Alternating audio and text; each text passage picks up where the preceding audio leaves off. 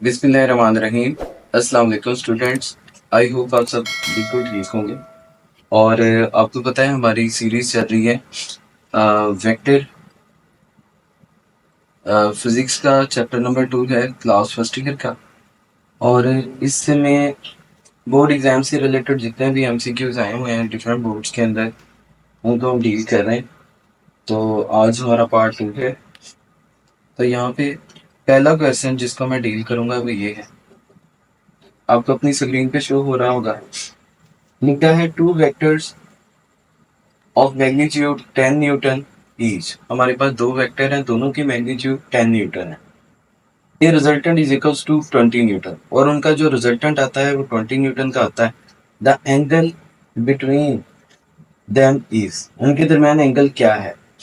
अब देखें, यहाँ पर एक कॉन्सेप्ट लगेगा हमारा कि जो रिजल्टेंट होता है वेक्टर्स का वो मैक्सिमम कब होता है। वो मैक्सिमम तब होता है जब वेक्टर्स पैरेलल होते हैं और उनके दरमियान एंगल जीरो होता है। तो जब वेक्टर्स पैरेलल होंगे तो पैरेलल के केस में थीटा हमारे पास क्या होगा, 0 डिग्री। तो उस वक्त उनका रिजल्टेंट क्या आएगा, मैक्सिमम आएगा। और मैक्सिमम के केस में आप इनको जमा कर दोगे। लेकिन जब भी वेक्टर्स का रिजल्टेंट जो है वो मिनिमम आएगा, कब, जब वो एंटी पैरेलल होंगे। ठीक है, तो वेक्टर्स जब एंटी पैरेलल हैं मीन टू से उनमें थीटा का वैल्यू कितना है, 180 डिग्री। तो उस वक्त उनका रिजल्टेंट जो है वो मिनिमम आएगा और वो बराबर होगा ए माइनस बी। अब हमारे इस केस में जो दो वेक्टर्स हैं हमारे पास, जो ए वेक्टर है वो हमारे पास है और सॉरी 10 न्यूटन है, और जो बी है वो भी 10 है। और इसका रिजल्टेंट कितना आ रहा है, 10। मतलब रिजल्टेंट अगर हमारे पास 10 आ रहा है, रिजल्टेंट अगर हमारे पास 10 आ रहा है, 20 आ रहा है, रिजल्टेंट हमारे पास 20 आ रहा है, और दोनों वेक्टर हमारे पास कितने हैं, 10 10 के हैं। तो 10 प्लस 10 मीन टू से ये कंडीशन ये वाली बन रही है। तो इसका मतलब है यहाँ पे एंगल कितना होगा, 0 डिग्री। तो इन दोनों वेक्टर्स के दरमियान में एंगल 0 डिग्री है और डी ऑप्शन आपका ठीक है। अभी हम देखते हैं क्वेश्चन नंबर 2। तो जो हमारा क्वेश्चन नंबर 2 है बच्चे, इसमें वो हमें ये कह रहा है the resultant of two forces 3 newton and 4 newton at right angle to each other is. यानी आपको रिजल्टेंट फाइंड आउट करना है और आपको दो वेक्टर्स दिए हुए हैं। एक वेक्टर ए समझ लें और उसका मैग्नीट्यूड आपको दिया हुआ है 3 न्यूटन, और दूसरा वेक्टर बी समझ लो और उसका रिजल्टेंट आपको गिवन है और वो है 4 न्यूटन। एंगल भी आपको गिवन है कि ये दोनों जो हैं ये राइट एंगल पे हैं, तो थीटा कितना गिवन है हमें, 90 डिग्री। तो अभी हमने रिजल्टेंट फाइंड आउट करना है। अब देखिए रिजल्टेंट का फार्मूला है, आपने इसको अच्छे से याद कर लेना है। तो रिजल्टेंट हमारे पास होता है square root of A square plus B square plus 2ab cos of theta. ये जनरल फार्मूला होता है किसी भी जगह पर दो वेक्टर्स का मैग्नीट्यूड गिवन हो और एंगल गिवन हो, तो उनका रिजल्टेंट निकालना हो तो आप ये फार्मूला अप्लाई कर सकते हो। इसमें जब हम वैल्यूज पुट करेंगे तो देखें यहाँ पे हम पुट करेंगे ए का वैल्यू जो कि 3 का स्क्वायर आएगा प्लस बी आ जाएगा 4 का स्क्वायर और प्लस 2। ए कितना है 3, बी कितना है 4, और साथ में एंगल कितना आएगा, एंगल आएगा कॉस ऑफ 90 डिग्री। कॉस 90 पे 0 होने की वजह से आपको पता है कॉस 90 का वैल्यू 0 होता है। 0 जब किसी भी वैल्यू से मल्टीप्लाई होगा तो ओवरऑल आंसर जो है इसका 0 आ जाएगा। तो हमारे पास सिर्फ और सिर्फ ये बचेगा स्क्वायर रूट ऑफ 3 का स्क्वायर 9 प्लस 4 का स्क्वायर 16। तो ये हमारे पास हो गया 25 अंडर रूट, और ये आंसर हमारे पास आ जाएगा 5। तो इसका आंसर जो है वो हमारे पास 5 न्यूटन है, which is option number A.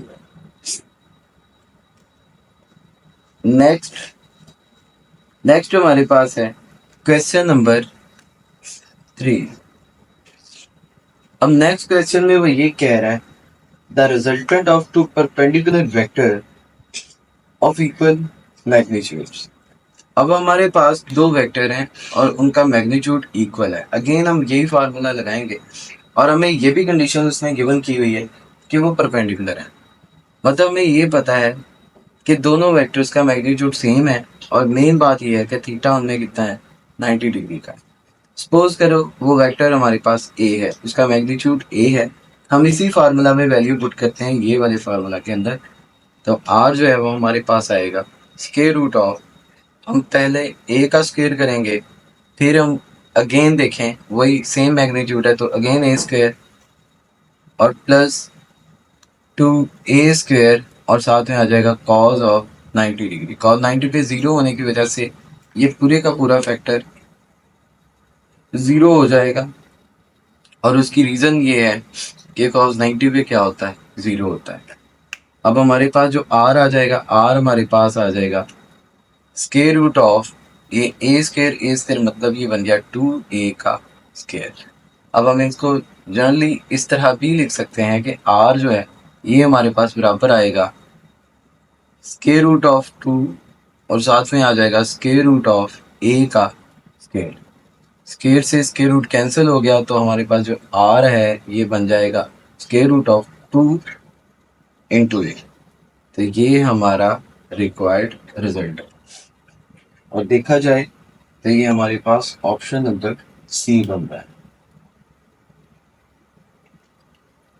Next हमारे पास जो क्वेश्चन है उसमें उसने हमें ये कहा है कि आप एंगल फाइंड करें और जबकि हमें दो वेक्टर गिवन है। एक वेक्टर जो है वो हमारे पास है आई कैप प्लस जे कैप और दूसरा वेक्टर हमें गिवन है और वो है जे कैप प्लस के कैप। हमने इन दोनों वेक्टर्स के बीच में एंगल फाइंड करना है। याद रखो जब भी हमारे पास दो वेक्टर्स हों उनके बीच में थीटा फाइंड करना हो तो हम उन दोनों का डॉट प्रोडक्ट ले लेंगे। तो ये मेथड आप हर जगह इस्तेमाल कर सकते हैं। फर्ज करें ये हमारे पास ए है, ये हमारे पास बी वेक्टर है, तो इनका डॉट प्रोडक्ट आएगा A vector dot B vector बराबर आ जाएगा A B cos of theta. ये हमारे पास आ जाएगा। अब हम यहाँ पर देखें तो हमें इन दोनों का डॉट प्रोडक्ट चाहिए। डॉट के लिए हम ट्रिकी मेथड इस्तेमाल करेंगे। तो आई कैप प्लस जे कैप और डॉट ले रहे हैं हम किसके साथ, हम वैसे फर्जी तौर पे यहाँ पे जीरो के कैप ही कह देते हैं। अब ये हमारे पास आ गया जीरो क्योंकि इसके साथ आई कैप नहीं है, प्लस आ जाएगा हमारे पास जे हैट और प्लस आ जाएगा के हैट।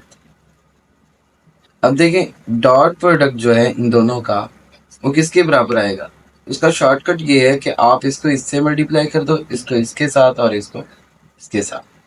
तो ये तो हो गया हमारे पास जीरो और प्लस ये हमारे पास जो बन गया जे डॉट जे और प्लस ये भी जीरो से मल्टीप्लाई हुआ तो जीरो और जे डॉट जे का आंसर क्या होता है 1। तो हमारे पास इन दोनों का जो डॉट प्रोडक्ट है वो 1 है। तो suppose this one is A vector and this one is B vector. तो हमारे पास जो इनका डॉट प्रोडक्ट आ गया है ए वेक्टर डॉट बी वेक्टर, इन दोनों का डॉट प्रोडक्ट हमारे पास ये वाला है। अब हम इनका मैग्नीट्यूड फाइंड करके इनको मल्टीप्लाई करेंगे। अब देखिए हमारे पास ये जो ए मैग्नीट्यूड है ये किसके बराबर आएगी, आई वाले कंपोनेंट का स्क्वायर 1, इसकी मैग्नीट्यूड का स्क्वायर 1 हो जाएगा। जे की मैग्नीट्यूड 1, उसका स्क्वायर भी 1 आएगा। तो ए इज इक्वल टू आ जाएगा स्क्वायर रूट ऑफ 1 + 1 2। इसी तरह बी का होगा तो जे यूनिट वेक्टर है, इसकी मैग्नीट्यूड 1 है, उसका स्क्वायर 1 आएगा, प्लस के यूनिट वेक्टर है, इसकी मैग्नीट्यूड 1 है, उसका स्क्वायर भी 1 आएगा। तो बी इज इक्वल टू आ जाएगा हमारे पास स्क्वायर रूट ऑफ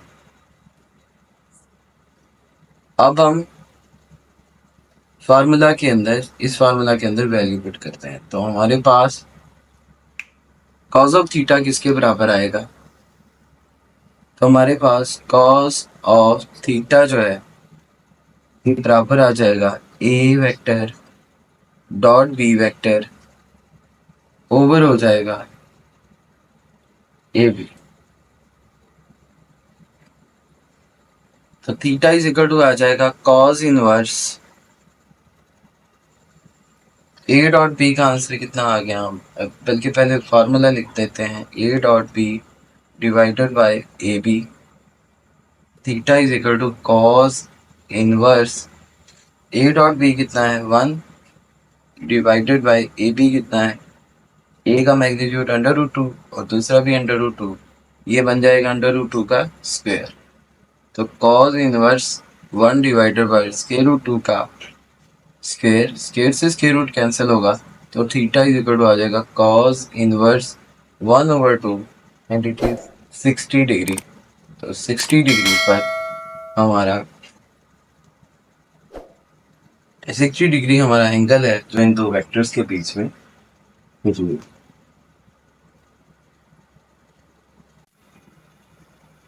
जी तो बेटे हमारा नेक्स्ट क्वेश्चन जो है उसमें हमारे पास वो कहता है the magnitude of resultant of two vectors of 6 newton and 8 newton are right angle is. तो बहुत आसान है, इस तरह का न्यूमेरिकल हम पहले भी सॉल्व करके आए हैं। तो देखिए उसने बोला हुआ है हमें दो वेक्टर हैं, एक का मैग्नीट्यूड 6 है और दूसरे का कितना है 8 न्यूटन है। तो और एंगल बीच में गिवन है और वो कितना है 90 डिग्री का। तो इस तरह का क्वेश्चन हम पहले भी सॉल्व करके आए हैं। रिजल्टेंट की मैग्नीट्यूड का square root of first vector का स्क्वायर होगा प्लस सेकंड वेक्टर का स्क्वायर होगा और प्लस हो जाएगा हमारे पास 2 into first vector into second vector into cos of 90 degree and we know cos 90 पे 0, तो ये पूरे का पूरा फैक्टर क्या हो जाएगा 0। तो हमारे पास r इज इक्वल टू आ जाएगा, तो 6 का स्क्वायर होता है 36 प्लस 8 का स्क्वायर होता है 64, it is square root of 100 और आंसर जो हमारे पास रिजल्टेंट का आएगा वो आएगा 10। तो क्योंकि हमें यहाँ पे यूनिट्स गिवन है तो इसलिए हम इसका यूनिट भी मेंशन कर देंगे और वो है 10 न्यूटन।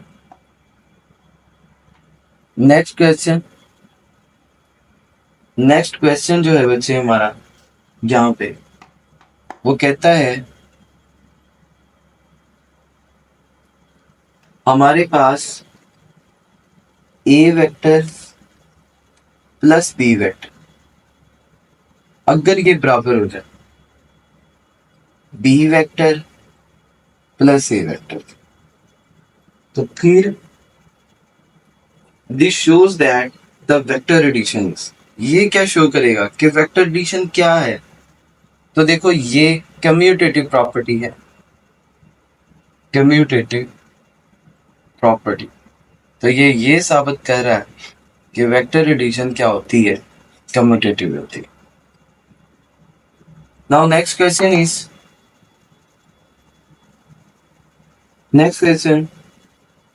कहते हैं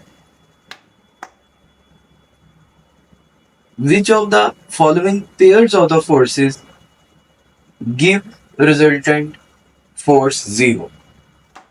इस तरह का क्वेश्चन आ जाए बच्चे तो आपने ये करना है कि आपने जो भी पेयर्स गिवन है उनको ऐड करके देख लो और उनको माइनस करके देख लो, ऐड करके देख लो। अब इनमें क्योंकि रिजल्टेंट 0 की बात कर रहा है तो फिर माइनस करके देखेंगे, जिसका आंसर 0 होगा तो वही पेयर आपको 0 आंसर दे सकता है। तो सिंपल इसका सॉल्यूशन है, तो 2 न्यूटन और 2 न्यूटन ये दो पेयर ऐसे हैं, ये ऐसा पेयर है कि जब आप इनको माइनस करोगे मिनिमम रिजल्टेंट आएगा। तो मिनिमम रिजल्टेंट के लिए इन दोनों को माइनस करेंगे तो 2 - 2 आंसर कितना आ गया जीरो। तो रिजल्टेंट हमारे पास क्या आ गया, जीरो।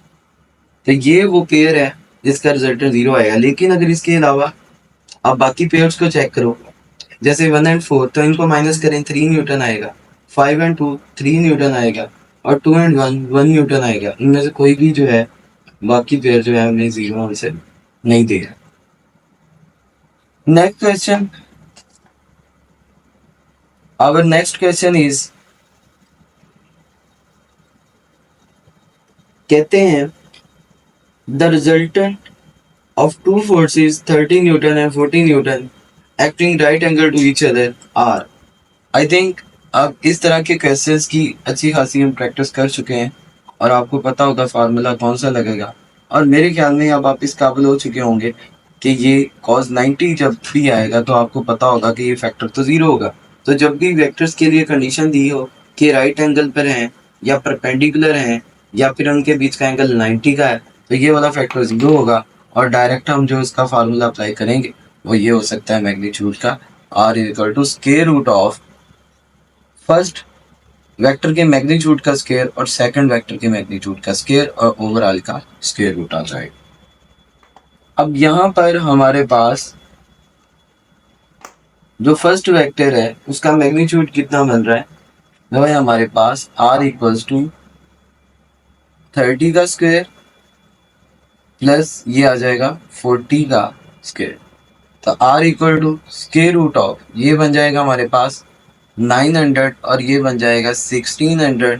तो r इक्वल टू आ जाएगा स्क्वायर रूट ऑफ 2500। और इसका अगर हम स्क्वायर रूट लें 25 और डबल ज़ीरो, 25 का आ गया 5, 2 0 का मतलब 1 0। तो इसका रिजल्टेंट आ जाएगा हमारे पास 50 newton. Now next question, next question ये है कि हमारे पास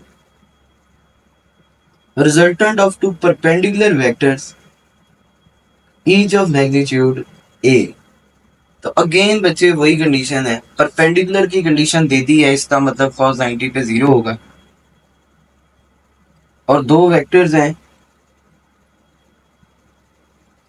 और उनका मैग्नीट्यूड दोनों का ये है, तो उसका रिजल्टेंट किसके बराबर आएगा, स्क्वायर रूट ऑफ पहले के मैग्नीट्यूड का स्क्वायर जो कि a है जमा दूसरे के मैग्नीट्यूड का स्क्वायर जो कि a है। तो रिजल्टेंट आ जाएगा हमारे पास 2a स्क्वायर और सारे का क्या आ गया स्क्वायर रूट। स्क्वायर से स्क्वायर रूट कैंसिल होगा तो r इक्वल टू आ जाएगा हमारे पास a अंडर रूट ऑफ 2। तो बच्चे ये हमारा रिजल्टेंट का मैग्नीट्यूड। नेक्स्ट क्वेश्चन देखेंगे अब हम,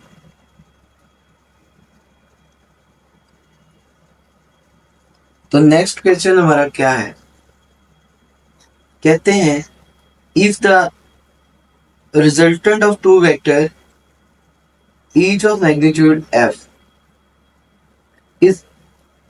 is also of magnitude f, then the angle between them। मतलब जो हमारे पास रिजल्टेंट है वो भी f के बराबर है और दोनों फोर्सेस जो हैं या दोनों वेक्टर्स जो गिवन है, सॉरी फोर्सेस नहीं बोला वेक्टर ही बोला है, तो उनकी मैग्नीट्यूड उनकी भी क्या है f। चाहे आप a की बात करो वो भी f है और चाहे b की बात करो वो भी f ही है। तो अगर आप इनका रिजल्टेंट का फार्मूला लगाओ तो r इज इक्वल टू बता रखा है आपको square root of a square plus b square plus 2ab cos of theta. अब यहाँ पर r की जगह पे f आ गया, स्क्वायर रूट ऑफ f का स्क्वायर प्लस f का square plus 2f multiply by f cos of theta. Square लेंगे ताकि स्क्वायर रूट के इफेक्ट को खत्म किया जा सके, तो स्क्वायर से स्क्वायर रूट कैंसिल, तो ये बन जाएगा f स्क्वायर इक्वल्स टू ये दोनों मिलके बन जाएंगे 2f square plus 2f² cause of theta. ये तो जाके माइनस का हो जाएगा, तो f² minus 2f² equals to हो जाएगा 2f² कॉज ऑफ थीटा। अब ये बन जाएगा -f² और ये बन जाएगा 2f² cause of theta. f² से f² कैंसिल होगा, so cos theta is equals to आ जाएगा -1/2। So theta is equal to आ गया cos inverse -1/2 and it is equals to 120 degree. तो यहाँ पे एंगल हमारा आ जाएगा 120 डिग्री। लास्ट क्वेश्चन जिसको अब हम डील करने जा रहे हैं वो है पोजीशन वेक्टर ऑफ आर। आपने आर का पोजीशन वेक्टर बताना है